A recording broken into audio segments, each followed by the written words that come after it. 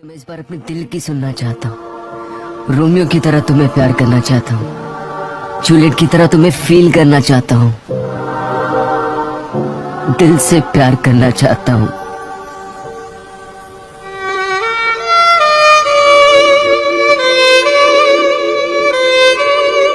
तुम मेरी आंखों से आंसू देखना चाहती थी ना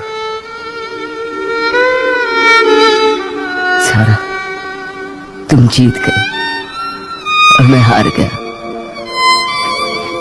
सही कहा था तुमने, एक बार किसी से प्यार हो जाए तो उसे दिल से निकालना बहुत मुश्किल है,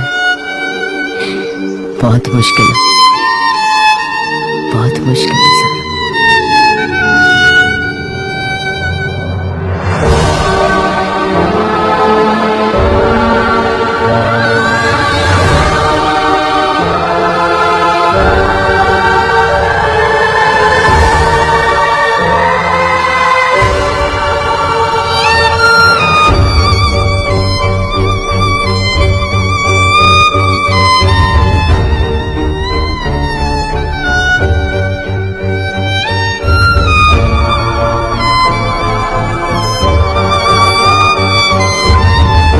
आज भी ऐसा लग रहा है, ये चेहरा हमेशा मेरे दिमाग में रहेगा।